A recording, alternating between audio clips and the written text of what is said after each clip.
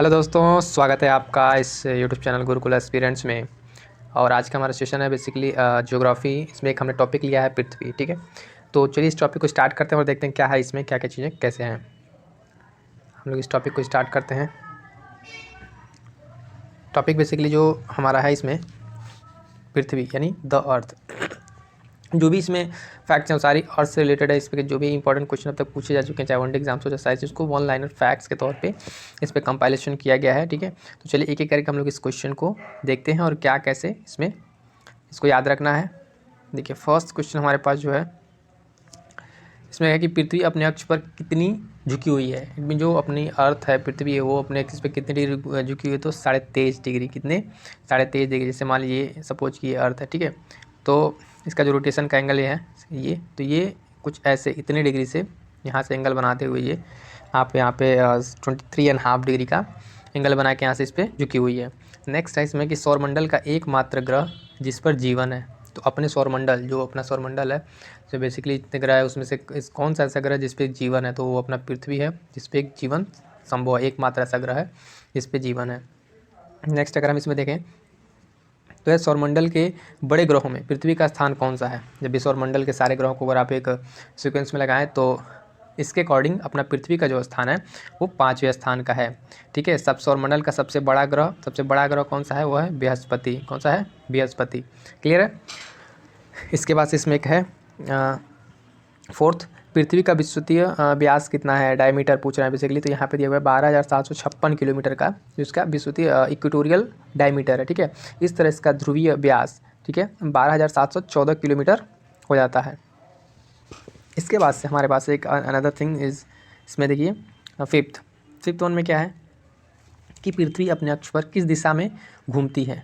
तभी हमने बताया जिस पृथ्वी इस तरीके से है, ठीक है, सपोज पृथ्वी, और इसका तो रोटेशन का इसका डायरेक्शन क्या है, तो बेसिकली पश्चिम से पूरब है, ये वेस्ट और ये ईस्ट। तो इसका जो डायरेक्शन है इस तरह से कुछ है, वेस्ट टू ईस्ट। ठीक है, इसके बाद से है कि पृथ्वी अपनी धुरी का चक्कर किस रफ्तार से और कितने समय में पूरा करती है। तो ये बेसिकली देखिए 1610 किलोमीटर प्रति घंटे की रफ्तार से चलती है और 23 घंटे 56 मिनट 4 सेकंड में अपने इस एक रोटेशन को पूरा कर लेती है। जो रोटेशन का आप टाइम आप देखें, कई बार इस टाइम को ऑब्जेक्टिव रूप में अगर इसको दिया जाए तो एग्जैक्ट तौर पर आप 23 घंटा 56 मिनट देख सकते हैं, लेकिन यहाँ सेकंड में 4 सेकंड इस तरीके से इसकी रोटेशन है।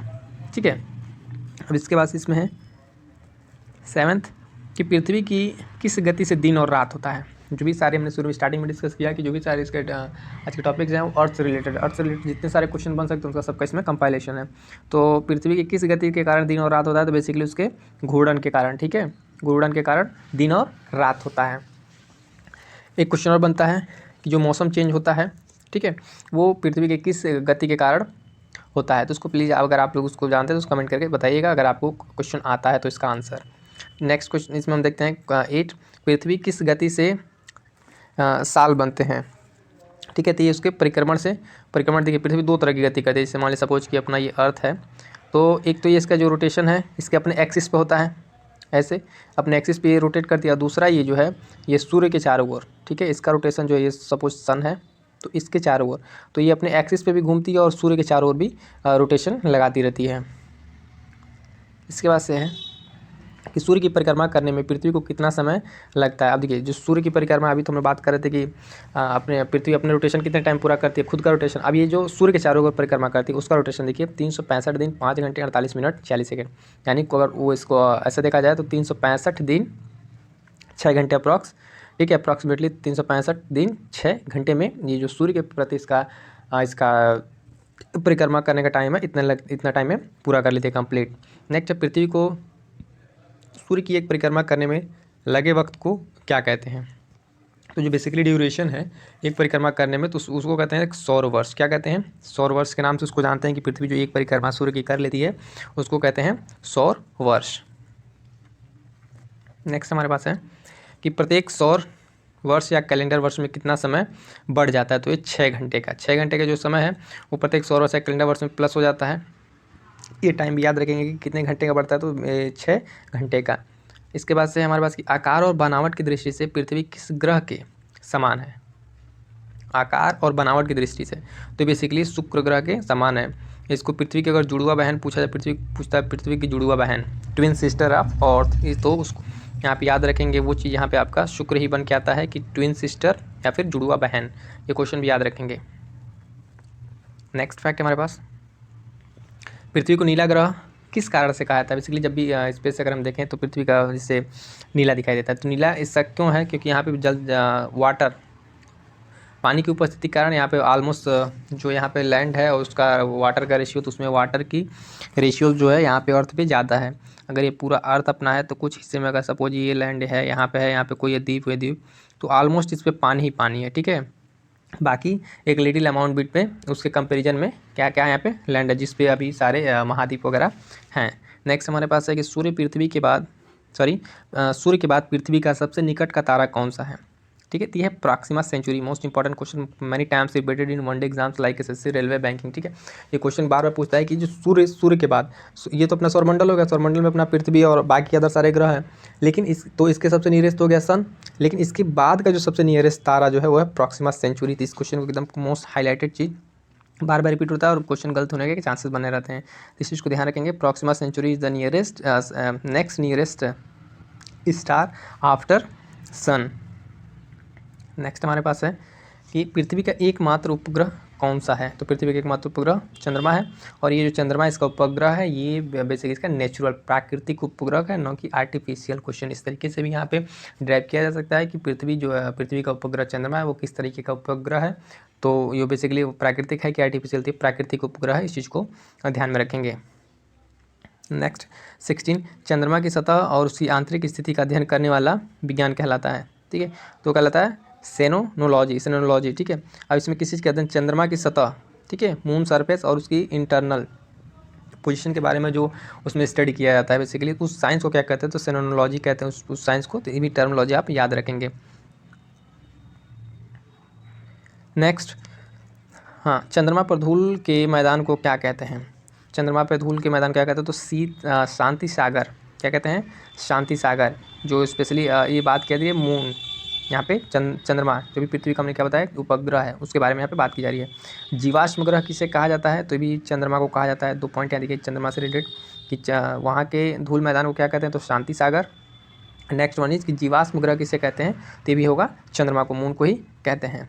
अब देखिए कुछ और इसमें नेक्स्ट हम देखते हैं, चंद्रमा किसकी रोशनी से चमकता है, देखिए सूर्य की रोशनी से। अब जो चंद्रमा है इसका बेसिकली अपना कोई प्रकाश नहीं है, ये जो सूर्य के प्रकाश से ही अपना इसकी जो भी रोशनी है या फिर चमकता है, तो कह सकते हैं कि इसका खुद का कोई प्रकाश नहीं है। किसकी इससे चमकता है, ये किसकी सहायता से या फिर किसकी इससे, तो ये आप यहाँ कहेंगे सन के रोशनी से चमकता है। समुद्र में उठने वाला ज्वार भाटे की वजह क्या है, आप देखिए जो समुद्र में ज्वार भाटा आता है, बेसिकली समुद्र के कुछ समय जल जो है ऊपर किनारों की तरफ ज़्यादा बढ़ के आता है, फिर कुछ समय बाद जल नीचे चला जाता है, तो इसी प्रक्रिया को ज्वार और भाटा कहते हैं। यानी जो जल है समुद्र का उसके चढ़ने और उतरने की प्रक्रिया को। तो इसमें कह रहा है कि वजह क्या है, इसका वजह बेसिकली है आपके सूर्य और चंद्रमा के शक्तियों का अनुपात, ठीक है, जो 11.5 के, यानी इनका जो गुरुत्वाकर्षण बल होता है, ठीक है, उसी का जो ये रेशियो है उसी की वजह से यहाँ पे ज्वार और भाटे आते रहते हैं।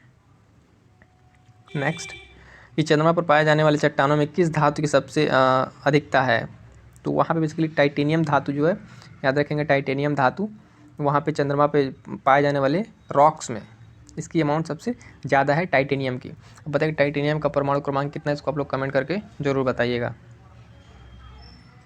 पृथ्वी से चंद्रमा का कितना प्रतिशत भाग दिखाई देता है, तो लगभग 57% भाग। कि अपना अर्थ, हम लोग अपने अर्थ जब चंद्रमा को देखते हैं तो कितना प्रतिशत भाग दिखाई देता है, तो बेसिकली 57% भाग इसका दिखाई देता है। नेक्स्ट 23, चंद्रमा धरती की परिक्रमा एवं घूर्णन कितने दिनों में करता है, चंद्रमा। अब देखिए इसके पहले हम लोग जो डिस्कस किए हैं वो बात हुई है कि पृथ्वी, ये मान लीजिए सन, ठीक है, अर्थ, अब ये मून, ठीक है, ये सन, ये अर्थ और ये मून। इसके पहले हम लोग जो बात किए वो अर्थ की बात की है रिगार्डिंग सन के। अब हम जो बात कर रहे हैं वो चंद्रमा धरती की थी, यानी चंद्रमा किसकी परिक्रमा, अर्थ की। तो ये करता है 27 दिन 8 घंटे में, कितने दिन में, 27 दिन 8 घंटे। चीज़ को ध्यान रखेंगे, पृथ्वी जो अपने रोटेक्स एक्सिस पे भी घूमती रहती है, तो ये सूरज के चारों ओर और फिर ये चंद्रमा जो है इसके अर्थ के चारों ओर। तो इस चीज़ में आप डिफरेंस याद रखेंगे। नेक्स्ट इसमें जो भी देखिए, चंद्रमा का सबसे ऊंचा पर्वत कौन सा है, लिबनिट्स पर्वत जो है, लिबनिट्स पर्वत चंद्रमा का सबसे ऊंचा पर्वत है, इसको भी याद रखेंगे। और अपने यहाँ बताएंगे कि अपने वहाँ अर्थ पे सबसे हाईएस्ट पर्वत कौन सा है, उसको भी आप लोग कमेंट करके जरूर बताएंगे। चोटी कौन सी है वो भी बताएंगे। नेक्स्ट चंद्रमा पर सबसे पहले पहुंचने वाला अंतरिक्ष यात्री कौन थे? तो नील आर्मस्ट्रांग और सर एडविन एल्ड्रिन। ठीक है, नाम बेसिकली किनका आता है? नील आर्मस्ट्रांग का, चंद्रमा पर पहुंचने वाले अंतरिक्ष यात्री। चंद्रमा पर कब अंतरिक्ष यात्रियों में पहुंचने सफलता पाई? तो 21 जुलाई 1969 को, ये डेट याद रखेंगे। यहाँ इसी डेट को, कई बार डेट को केवल पूछ लिया था, फिर जुलाई दे के भी डेट में पूछ लिया था क्वेश्चंस, तो ये दोनों डेट याद रखेंगे, डे और ईयर भी। इस डेट को पहुंचने वहाँ पे सफलता पाई गई थी। नेक्स्ट है कि चंद्रमा पर पहली बार पहुंचने वाले अंतरिक्ष यात्री किस यान से गए थे? तो अपोलो 11, जो पहली बार आप कह सकते हैं जो स्पेसशिप से जिस लोग गए थे, उसमें किस यान से गए थे? तो उसका नाम था अपोलो 11। अपोलो 11 से लोग वहाँ पे गए थे। नेक्स्ट हमारे पास है कि प्रकाश चक्र क्या है? तो प्रकाश चक्र क्या है? वैसी वैकल्पिक रेखा है जो, ठीक है, पृथ्वी के प्रकाशित और अप्रकाशित हिस्सों को बांटती है। तो ये बेसिकली एक इमेजिनरी लाइन है जो अपने अर्थ के जो लाइटेंड एरिया है और डार्क एरिया उसको डिवाइड करती है। ठीक है, तो ये तो आज का हमारा यहाँ तक का सेशन